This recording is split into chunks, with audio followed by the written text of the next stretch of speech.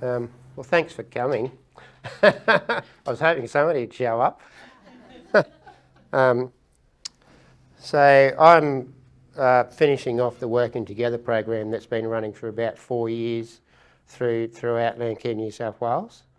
And I'm technically based in Sydney at the head office, but I'm living at McLean, so I work from home. I've got my own office, and when I'm not there, I'm travelling around like here, and I've been out to Hay and all the other places, as you probably heard. And I've got a little bit more to do. After here, I'm going up to Lightning Ridge and seeing a couple of groups up there, and then that's pretty much about it. And I'll come back, and then we've got another event down at Katoomba in the Blue Mountains, where David King, I think it is, he does cultural burning and stuff, so I'm going to talk to that guy down there about that sort of stuff. Now, cultural burning is in the future. That's got to be led by local Aboriginal people in that area. So I sort of leave that because that's not going to happen anytime soon. That's going to be led by the local people, and that'll happen when it happens. So a lot of people ask me about it, and I don't go into too much about it.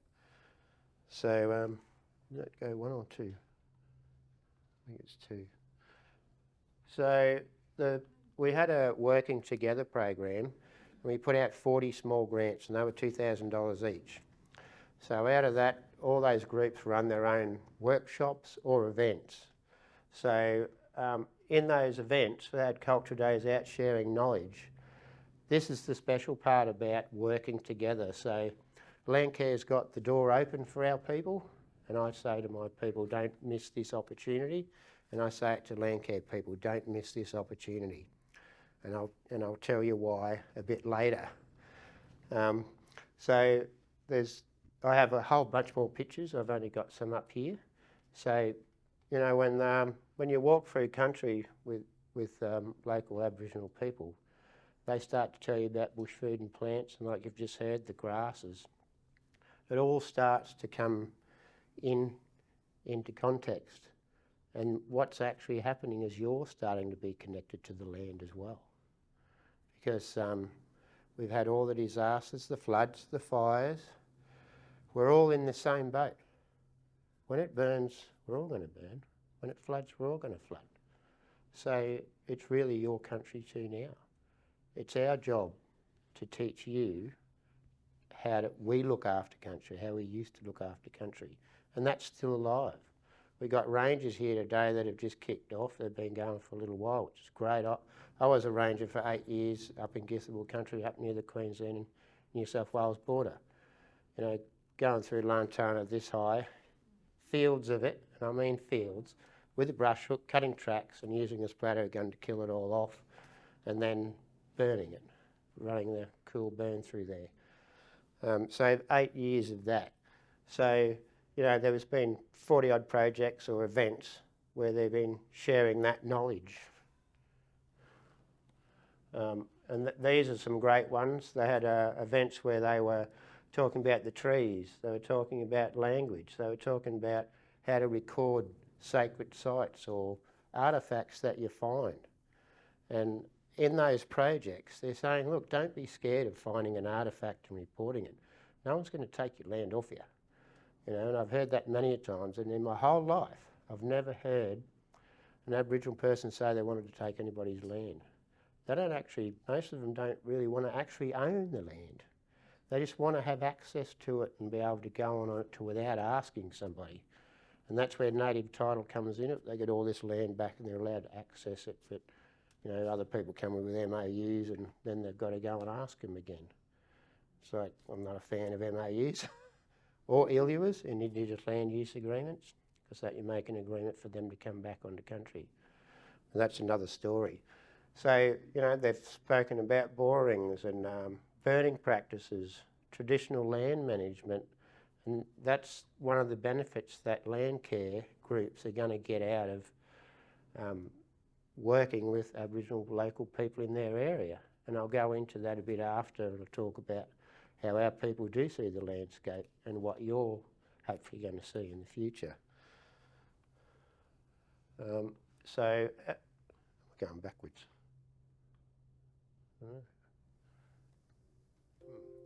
sort of views.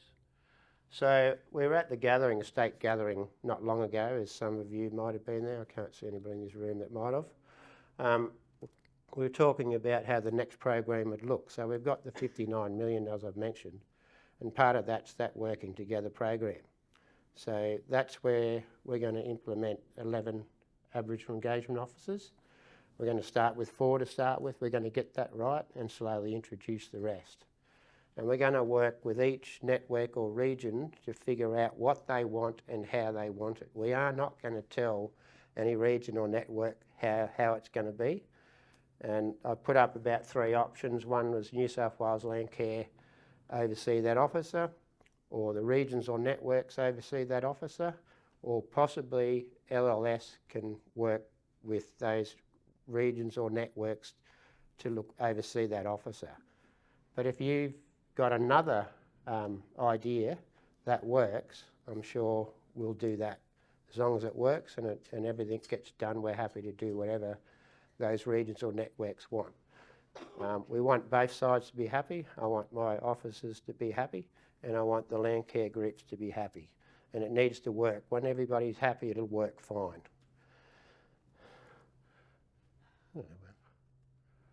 So one of my initiatives was to introduce steering committees.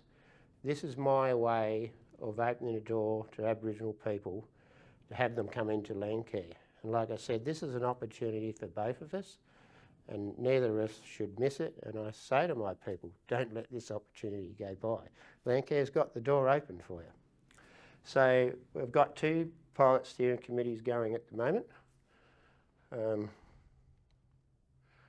We've got the Clarence Valley Network Management Committee with Elizabeth Smith from Yaegl Country. That's on the network level. And the other one is the Pilot Program Steering Committee with the Richmond Landcare, and that's on the, what was it called that, just the Landcare level? Because they're just groups by themselves, and we're still learning those levels that are in there after 5 months. So with Marcus Ferguson and Ricky Cook from Yaegl Country. And Catherine did talk about that in the wrap thing for those who missed that little bit, but the ones that were here understand the bit. So that's been going really well. They're working on a riparian restoration project and the mistletoe project. So, and as Catherine said before, Marcus in the background standing up, he did a smoking ceremony for those women because they're working on men's country. And in that men's country, in a certain spot, you've got Clever Man's site, where I don't want to go. And I think they're going to avoid that part and just work around that part. But without that steering committee and that door open for them to come in, they're not going to know that. And there's the reason why I wouldn't go into there. I don't want to get hurt either. Like, I'm not a big believer of ghosts, but I know things happen and there's stuff out there that we can't explain. I'm not going to push those boundaries. You just sort of believe to a certain extent. And like, we're in a really powerful country. I don't know whether a lot of people realise it, but all these connections to the land that our people have are all spiritual. Like, there's markings in the landscape where the kangaroo hops or some other things. They have stories here. And these are things in the landscapes. Now, I was talking to a guy just the other day, and Terry Mooney, some people might know him. He had a picture of his site from a shot down. He took it to one of these guys that are into crystals and all that. Didn't know where the photo was or anything, and he said, have a look at this. Well, he come back with the picture with a couple of circles on it. And they said, there's a lot of energy in these 2 spots. Terry Mooney knew that those were men's spots, and he's caught them there before. There's no way that guy could have known that. So I don't know the ins and outs of it. But I mean, they picked it. Out of this whole property, 300, 400, 500 acres, they picked out these 2 spots. So work that way out. So it's what I'm trying to get at. It's a really powerful country, connected to the ground, to our people, and to the sky, because it's all holistic. So these steering committees are just pilot ones that have been running for a month or so now, maybe Ricky's a couple of months. The Network one's probably only going a month. So that gives our people to have a say on those different levels. They work out, we'll start try and introduce them into more of those committees or region networks or whatever. Catherine spoke on the RAPs. The RAP is a good way, the Reconciliation Action Plans, to open that door as well and get to know people. So, and when you start doing RAPs, you've got to sit down with those local Aboriginal people to develop that RAP. You just can't do it by yourself, or our people can't do it. You've got to do it together. And when you do that, you start to get some answers anyway. Like you learn a few little protocols and things like that, some things that our people might want. So if you've got an Aboriginal engagement officer, you can do a RAP and they might say, well, what about Sorry Day? Well, then you sit down and work out, well, you've got 4 days of bereavement normally. I don't know about Landcare. They might want 5 or 6, 7 days for Sorry Day. They say that to you and you sit down and work that out. Say, yeah, that's okay. Then they might say, well, we've got 4 days of bereavement pay. What about the other 2? Can I use my sick days or can I use my holiday pay? That's when you just negotiate and you say, yeah, that's okay, you can use a holiday or a sick day. And then that goes into the RAP. In the RAP you also have a procurement sheet where you put down all the Aboriginal or First Nations people businesses where you can start to contact. All these things start to come out in the RAP, which actually helps to start develop that relationship. So back to the steering committees, which is going to lead me into the landscape. Once you've got the local Aboriginal people on those steering committees, and elders, target those elders because they're at the top of the pyramid, and they're going to be softer and they're going to have the more knowledge of that country. So all those native titles that go through, all that information comes from the elders because they have to prove all this stuff that it's their country, and they've got all the knowledge. And that goes way back to the kings and queens because there was no Torrens titles. That was the man who developed that system. But all the kings and queens was done by bloodline, and that's how the native title is done. So, and that comes from the elders.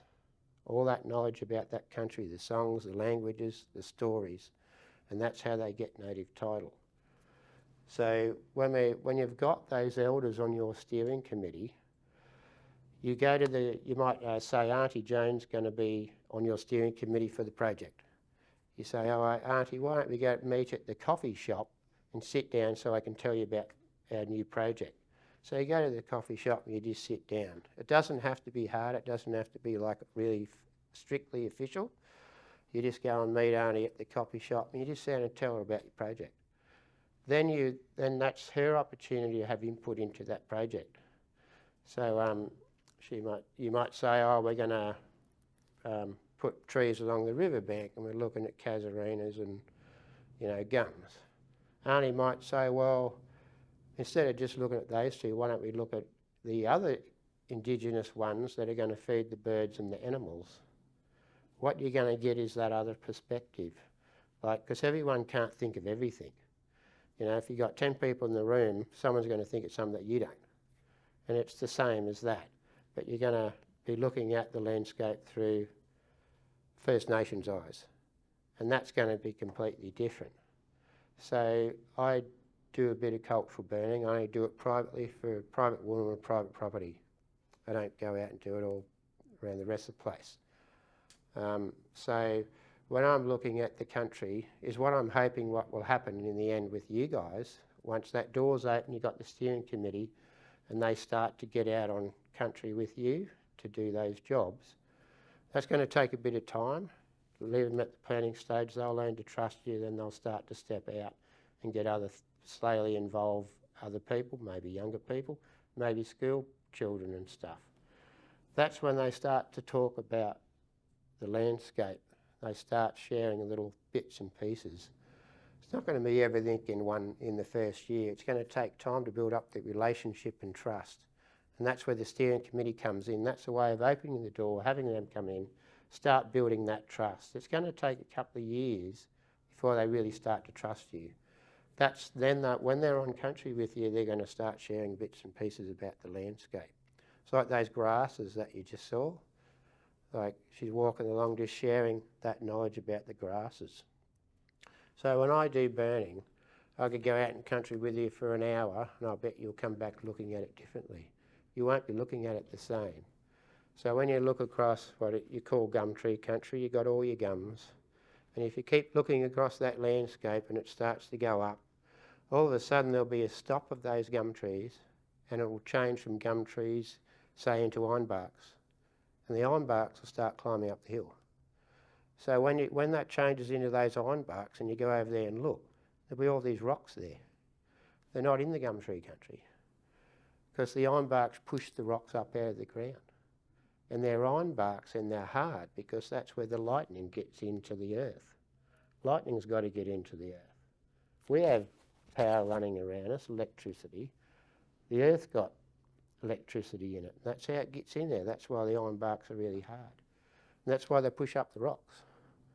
And that's what we call storm burn country. So you can't burn the ironbark country until it's got about that much moisture in the ground. And it needs that much moisture to protect all those microorganisms and all those grass bases. So then you can burn it because all those rocks heat up. Even though it's a cool burn, it still heats up those rocks a lot. You've still got a lot of energy in that fire. So when that rock's sitting there and you've got that moisture in the ground, it's still quite wet under the rock. So when the rock heats up, you've got all that moisture there to protect the ground. These are the things that our people can bring to Landcare. And actually, once we get going with that, and a few years later, we can start together, really start planning the holistic approach to the landscape. So we're not just looking at one thing, we're looking at all the things. So the cultural burning is all holistic. So you start here, you burn the grass, the smoke goes up past the tree, it gets into the tree uses that smoke. Under the leaves that got pores, they open up with that gentle warmth. The smoke goes into the tree. It uses that smoke. The rest goes past into the atmosphere. The little particles collect water to those particles. It falls down with really nice rain, the right rain. That falls back down on the grass and replenishes that grass because it's almost like fertilising rain. Plus it hits the ash that you've just put on the ground, so that levels the pH out and acts as a fertiliser as well. So the whole process starts all over again. And I know these rangers that are down there, one's here as well, you're just getting into that stuff. You're going to start learning about all that, the cultural burns. Yeah, so I've got a little bit of experience with cultural burns, but the rest of the staff, we're actually going up to the Northern Territory in 2 weeks' time to do some cultural burning with the Inanna land. We'll be learning from them families up there too, seeing the different ways of burning on country. Plus we have connections with the Bandby Rangers burning on their country over there in Yaegl, and just having those experiences. But we are available for cultural burns, and we've got some MOUs with New South Wales and the Tamil City Council at the moment. Plus NAGOT cultural burns coming up as well. So, and we've got understandings with the RFS and Fire and Rescue, so we'll be doing a lot more in the future. Fantastic. I'm really excited for all you guys to learn all that stuff and get it going. So, they just said they're available. So I do, like I said, private burns for a private woman. And you, naturally, without doing a cultural burn, you've got a property, you can go and do a hazard reduction, go and get you've got insurance on your property, go and get your permit to burn. You ticked all the legal boxes, you can still do the burn and still have your 20 million liability. So you can utilise these guys doing the same way. It's on a private property. Go and get your permits, tick all the right boxes, and you're still technically covered. But once you actually do the burn, with the lady that I do it with, she's quite comfortable. She knows it's not going anywhere. So that sort of stuff doesn't enter into our heads. We just go and do the burning. And it all works. You know, we've just got all the grass come back. We've got little natives pop up that's supposed to pop up. No weeds at all. and we're conditioning that to that burning. So once I finish with her in a couple of years, she'll just go back and it'll light those same ignition points that we've been doing for the last 5 years. And by then, she'll just let it go, and it'll stop where we know it's going to stop. And that's the other thing. Once you start working with these guys with that burning, you're going to learn so much more about the landscape, because it's all holistic. And just that bit about the fire going up and back around again, that's not even including the insects. All the insects have got their jobs. That feeds the birds. So the 2 old men that taught Victor Stephenson, they got honorary doctorates. So they did all their native bees were starting to disappear. So when they did the burnings, all the native bees come back. That's because all the gums and all the trees that they were burning around became healthier, and they produced more flowers, which in turn produced more bees. And you know what Victor says is, when you burn, what's meant to be there comes back, and what's not meant to be there will go. And I've seen that many times. It works. That's law, fire law, LORE. And Victor goes to Canada, and the same law works over there. They've got different trees, but he does it off the soil for the timing, and it works. And those trees that are flammable in the summer aren't flammable in the winter at that time when you burn, because all that sap stuff has gone back down a bit. It's all not all hot and extruding out everywhere else. Same as our pines, those radiata pines, that's what they've got over there. In the summer, they've got all that sap in there. They're highly flammable. Same as our gums. They're flammable at that summer because all that heat's warming it all up and the sap's flowing really fast. In the winter, all that slows down. Some trees even shut down and just feed other trees through their roots. All the landscape's talking to itself. All the trees talk to themselves. They put nitrogen into other trees in the wintertime, and they kind of shut down. Others are more active, and they're doing other things. And that's not even counting all the fungus that's all through that stuff. Like, that's why it's all holistic. So with our people out on country with you, starting to share that knowledge, it's just going to open up to a different landscape. You're going to be walking around looking at things differently, noticing those tree changes, because it all changes. If you go home, you've got a property tomorrow, and have a look at your trees, have a good look at them, you'll have all the gums and it'll change into something else. And when they change up here, they change down there, so the soil changes. And all those microorganisms, they're really important. That's why the cool burns have to be done right and the right timing, which these ranger guys will be able to do for you. And that's when you're protecting all that stuff. You know, as you know, people plough up and turn up the microorganisms into the sun.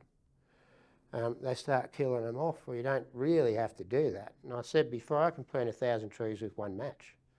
So I was talking to that lady, like, just mow around your block and get these guys to come out and burn it for you, and that'll renew that grass. So I've been burning, and I watched this farmer next door cut his grass, but he only cuts it off and it just grows. That's the base, and he cuts it off and it grows back. He had it for about 2 weeks. Then it was brown again. We were over the other side of the road burning, and it was just green as green. The cows are scratching around to find some green bits. So burning just renews stuff. But back to building those relationships. These are the possibilities that are going to come out by getting local Aboriginal people into those land groups. And the best way to do that is to start those steering committees. Get them in there, talk to them, build that relationship, go and have it at the coffee shop. Doesn't have to be, just take your time.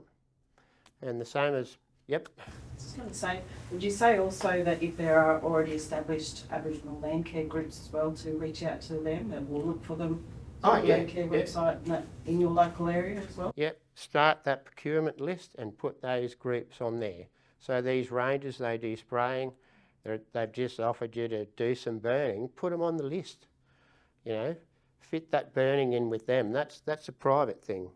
Landcare can't really get too involved with that burning yet because of the insurance. But like I said, there's a way around that. Landcare could be on the side, but it's got to be done privately with you and those ranger groups. And they can do it. They'll have the expertise, and they've got the ABN number. Yeah, well, you can do it through that. That's the same. Yeah. Yeah, so you just work it out with those that burning team, and you just do it on that private property for the moment, because you can't just go burning everywhere. If you're going to burn on Crown land, like state forest or national parks, you have to deal with the local people, especially if you've got native title, and that's a different ball game. But these guys can come and say burn on your property, and that's just between you and them. Work it out. You just go and get your permits and tick all those boxes, and it'll all work. So before we completely run out, we might have 1 minute. Is there any questions? Yep. Thank you very much, Yaegl from Landcare. Really great discussion here. Thanks for the presentation. I'd like us to get more involved in more youth and the next generations coming along. So there's this succession handing over. We need to pass on the Indigenous knowledge to us, but we somehow need to work, because it's a really attractive area. Yes. And I would think the youth would be very keen, engaged. So how can we do that? What do we need to do differently? Well, I think through those steering committees, once you've got those steering committees set up, that's when you can start targeting youth stuff. It's going to, like I said, it's going to take a bit of time to trust and build that relationship. But once you've done that, you can start to run those youth programs through those Aboriginal communities. So you can say, because Landcare's got the money to do those sort of things, and there's plenty of grants for that. So Landcare can access that and say, all right, to auntie or uncle, we want to do this, can you help us out, get this set up? You know, and I've asked that ranger group, you know, go and talk to the elders, see if you can have someone that's willing to, you know, be on a steering committee in this area. And then you can have access, and then you can start talking about how you're going to incorporate the youth, because every country's different for our people, and we can't speak for all the other countries, so you have to find out how they want their youth to be engaged with Landcare, and they'll tell you how they want the youth engaged with Landcare. So through that steering committee, that's when you get that connection, and that's when you start working on those youth. And Turlo's right, we have to hand that over. You know, I'm going grey, so we're not here forever. I think the youth are much more aware of the environment than I ever was when I was a kid. So it's going to be, I believe it's going to be easier to involve them in that Landcare stuff. And connecting with already established programs in the community. Sure. So, you know, reaching out to those programs. So we have a lot of youth connection programs through the Land Council that's happening. But also Gomeroi Culture Academy. Working with them, you can always sort of build those relationships with those guys and connect that way, and that's a start, you know. Yeah, elders and land councils, get in contact with them. Like Catherine said, go and knock on the door, tell them who you are.